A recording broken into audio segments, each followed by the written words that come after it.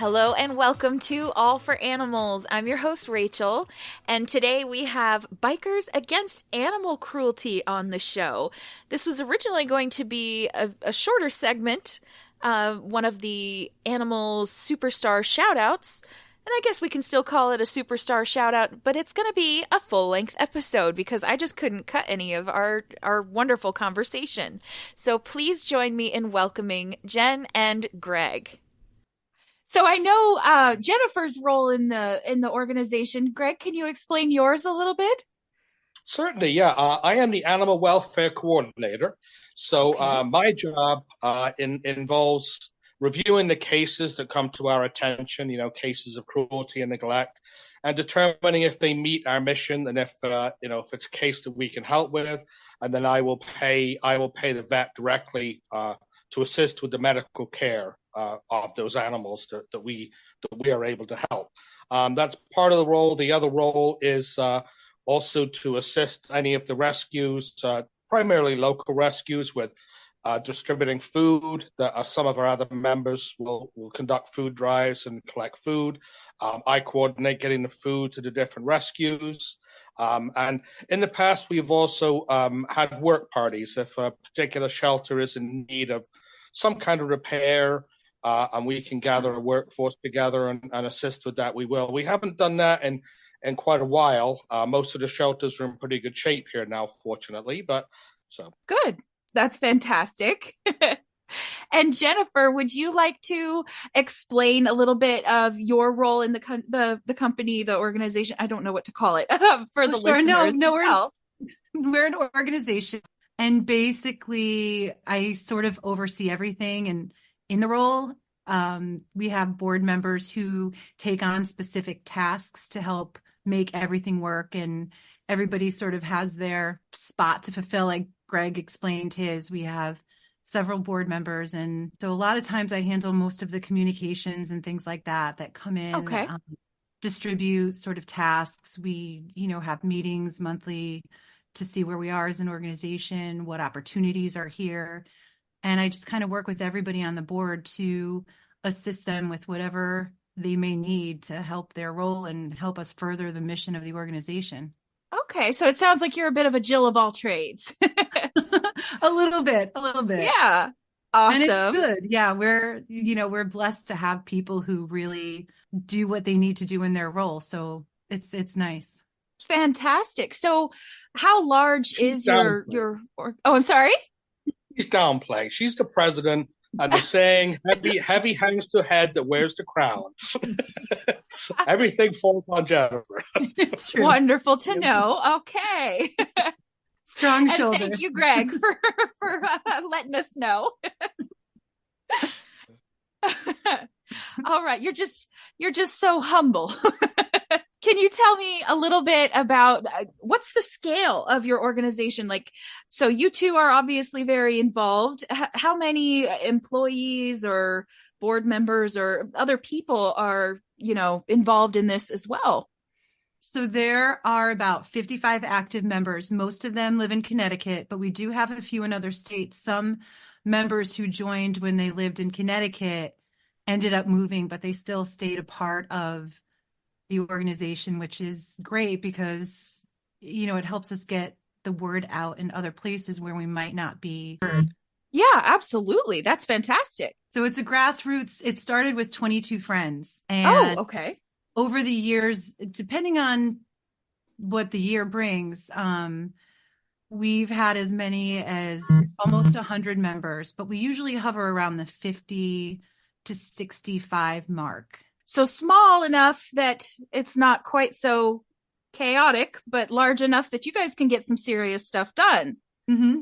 Yeah. That's fantastic. Yeah, all right. So what does an average day look like for Bikers Against Animal Cruelty? Well, for me, a lot of it is, like I said, communication, and people ask for a lot of help in different ways. So usually if it's something that I need to direct to one of our members on the board whose job that really is primarily, I'll do that. I'm in contact with just about every board member and even our regular members who are important too, about ideas they may have, things that they may have a question about, stuff they see. Are we able to help? What about this opportunity? So there's a lot of that going on. And, kind of right now, just keeping our, social media up to date and making sure our mission and our organization and any fundraisers we have gets out there so that we're able to do what we need to do. Well, and that social media presence, that can be a full-time job in and of itself.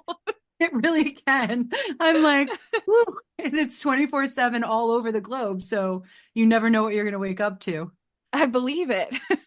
So now can either of you guys kind of describe what sort of cases you're usually able to help with? I'm assuming it's not necessarily on an individual basis, but like more so working with the area shelters. Correct me if I'm wrong. Certainly. So, you asked like what I'll just kind of lead into a little bit with what does the average day look like. Now, just so you realize, we are all volunteer organizations. So, Wonderful. we all do have the full-time jobs. We do have some people who are involved with animal care, whether it's vet techs or animal control officers. But so, my typical day is I'll look through Facebook and, I'll look to see if, because I'm connected to a lot of the animal rescue community, to see if anybody has taken in a case or brought a case to my attention. So, primarily I'll be doing that and looking to help any ways we can do fundraising, because fundraising is a challenge, and sure. seeing if there's any creative ideas out there that I can share on to either Jennifer or to our events coordinator or somebody else who does the fundraising. The case is, if I identify a case, somebody will post up a case of they just took in a cruelty case. And, they'll have a picture of a dog or a cat that's obviously been either severely neglected or abused or abandoned, and a rescue has taken them in under their wing, and they need assistance paying for the medical bills. And as you can imagine, some of the medical bills can be astronomical. I don't know if you have pets, if you take them to the vet, but it's not uncommon to see, $7,000, $8,000, $9,000, $10,000 bills for some of these animals. They often need significant surgeries or additional health care. So I'll reach out to them and I'll ask them if they do need help with the case. Sometimes they already have it fully funded, but if they don't, we'll make whatever contribution we can. We only pay the vet directly. We don't make contributions to any individuals or any rescues or any organizations. We only pay the vet directly. So that way we make sure that any of our funding goes specifically for the case that we're able to help. Exactly where you want it to go. Sure. Exactly. And it still frees up, if we're able to contribute to that, it still frees up.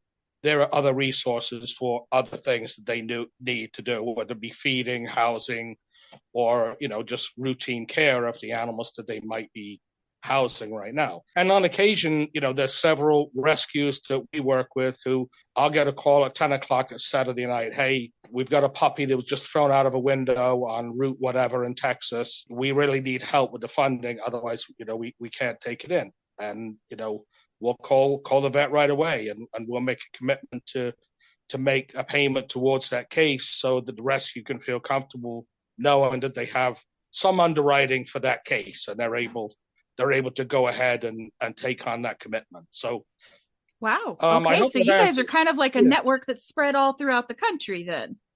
We are. Yeah, we are. We help, we'll help wherever there's a case. We just helped, I think, in, was it Illinois? We get a lot from Texas. Okay. I think some of the other places, Massachusetts, New York, obviously, there's obviously a lot here in Connecticut. And there has been, just to kind of speak to that, usually we do 20 to 25 cases a year we're able to assist with. And we seem to have felt that, hey, we're covering a pretty good spectrum and we're able to help a lot. But this year already, we're only in the second week of February, we've got close to 20 cases already. Oh, and wow. This is a bad year. There's been a lot more cases this year. There seems to be a lot more abandonments, a lot more neglect.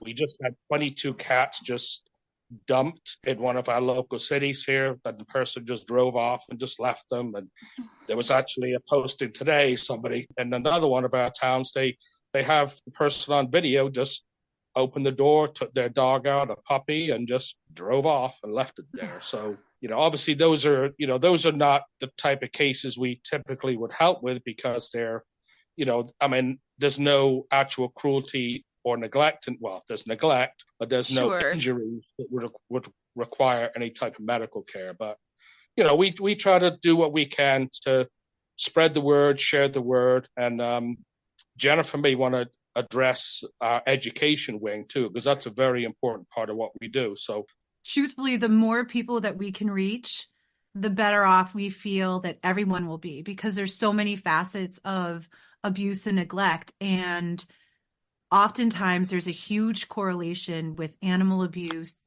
with domestic violence or violence against elderly children. So, but it's not always just about a cat who was abused. Sometimes there are children in the home that are abused as well. So what we're trying to do is educate people, personal, pet responsibility, pet safety, where to go if you need help. There's intentional harm, like the abuse that we see inflicted on these poor animals who have no defense. And then there's unintentional, like people don't know if it's really hot out and the asphalt is okay for you because you have shoes on. Sure. Your dog doesn't have that. So we try to help people be really responsible pet owners. We try to encourage people, if they see abuse, to report it and where to report it. So we try to help in that way a lot. And shelters and things, like Gregg was saying, they're so overwhelmed. They need food. They don't have big budgets. So if we can help them with that aspect, we try that too. But education's huge. There's just so much to know that Absolutely try to help. Yeah. Well, and that's kind of what my whole podcast is all about, is trying to reach animal lovers en masse and make sure that everybody knows what's what and how to best provide for their own animals and also those that are in need. So I'm thrilled to have you guys on and kind of show us another little niche of the animal world that I feel like a lot of people aren't necessarily aware of, all of the inner workings that happen kind of behind the scenes of rescues and all of the organizations that are kind of more in your face for animal welfare. And then you guys are almost like just propping them all up and kind of swooping in like superheroes to help them out as well. Yeah, we do try. We try to facilitate help wherever we can, because ultimately it's the animals who benefit. Sure. So, it's kind of a win all around, if you can call it a win ever. But, like I said, we try to help wherever we can. If people need resources, we can direct them. If it's something we aren't doing, because our mission is pretty specific, sure, we always try to help and network regardless. If we can help in whatever way, we will. I love that. So what are some of the events and whatnot that you guys put on to fundraise for the various organizations that you're helping? We have, our biggest one is in the summer. We call it a rally. We have different animal organizations who are invited to either showcase animals who are adoptable or what they do, because again, everybody's kind of got a little niche where they fit into, but we all work together. So Gregg deals with them a lot. So they're always invited to show up, and we have vendors who come. We have food trucks, and it's a giant day for us. We sell merchandise. We have education materials that we hand out, and all the money raised from that, from admission and from vendor fees and truck fees and things like that.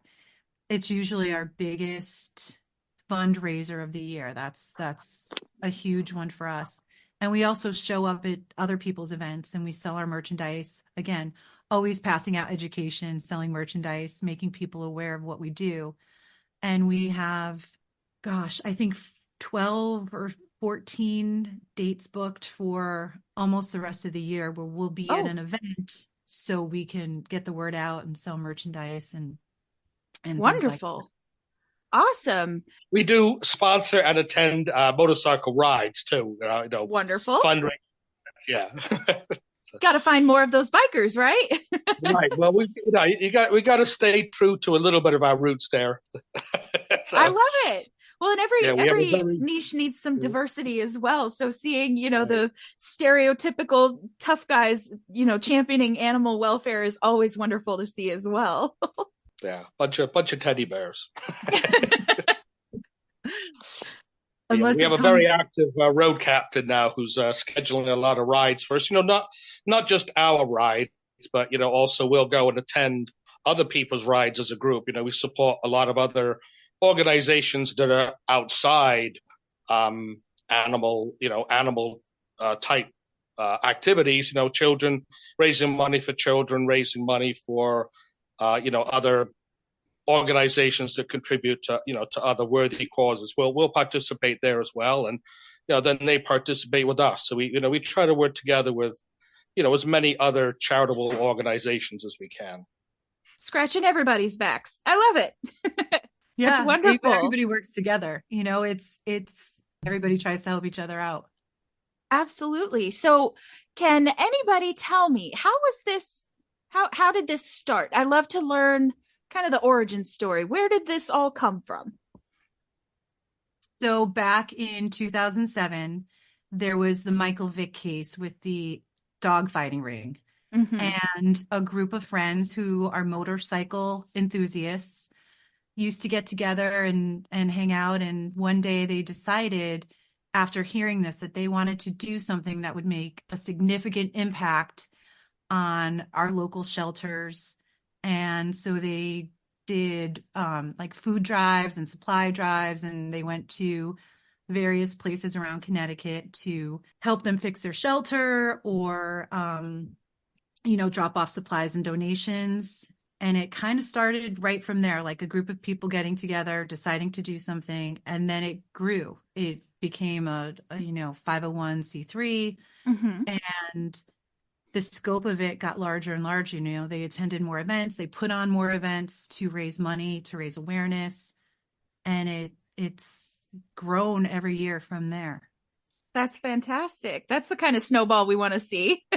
Yeah, absolutely. I mean, they were dedicated. They started with, a couple of totes in somebody's car and, would show up at a place with a little table. And now we have a lot of merchandise that we keep in stock. We're more, I'd say, national as well as international. We have some people who from various places know about us, and we have a larger setup, tents, more members, more information. I mean, it's grown a lot. Wonderful. I love that. And I feel like collecting more people and everybody along the way with the same passion, that's the best kind of growth I feel that you could ever get really any kind of organization. It's 17 years now. So yeah, we've continued to move forward. So that's fortunate. Quite the legacy already. Yeah, it's grassroots and it's stayed. So we plan on continuing strong. So.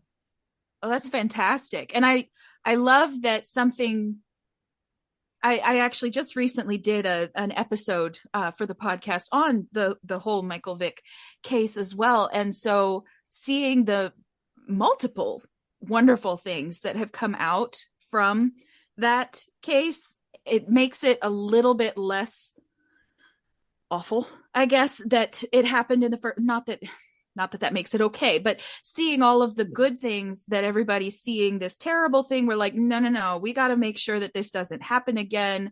We need to do everything that we can to combat this.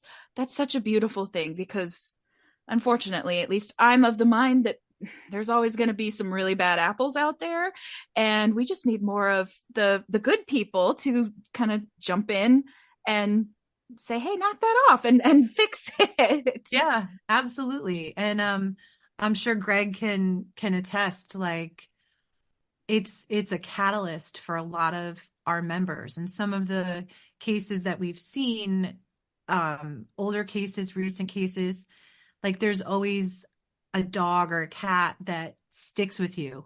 Like, sure. you have that one animal and it fuels you. Absolutely. Yeah, definitely. Well, I mean, as you say, the good thing, if there was anything good to come out of that, it was the fact that it brought it out of the shadows. absolutely. Well, and I feel like the Michael Vick case in particular really did, like you said, it helped to bring it out of the shadows and show people that this kind of thing is happening way more frequently than anybody imagined, and it's right under their noses. I love And that. one of the other things that we didn't touch on too is we work with another group that they attend all of the abuse cases that come about in Connecticut, and we will show up too. We'll politely sit in the audience as a presence, so that all the officials looking over the case are aware that this is being recognized, that it is being paid attention to, and they need to do the right thing to protect the rights of the animal that was victimized by whatever individual is currently on trial, and not just sweep it under the rug. That there are people watching, and there are people, organizations that are bringing it out again into the light. I love that, not allowing any of those details to just be swept under the rug. You're saying, we're here, we're witnesses, we're not going to be quiet. That's fantastic. Laws are slow to change. People don't know, like police, they do so much anyway, but they may not know all of the animal laws. ACOs are overwhelmed. So, and making sure like, hey, these laws are on the books. Let's prosecute. Let's make sure these people are being held responsible for what they're doing. Because again, a lot of times there's other people in that house and you don't know what's happening. Absolutely. Yeah, the way I see it, if someone is capable of harming something as innocent as an animal, there really isn't anything else that you can put past them, unfortunately. So you're absolutely right. It's almost like the canary in the coal mine telling you something's very off with this particular situation. Someone needs to step in. Mm-hmm. Yeah. Yeah. It often leads to discoveries of other things. So Sure, absolutely. Well, is there any kind of like, I know that you guys have quite the social media presence and everything. Are there any resources or places that you'd like to plug for my listeners to be able to find you, to track down your organization? Well, we definitely have our website, and that is www.bikersagainstanimalcruelty.org. Okay. Obviously we're on Facebook, we are on Instagram. Facebook's like our big thing. I think people are more prone there, but on our actual website, you can see a lot of information about past things that we've done.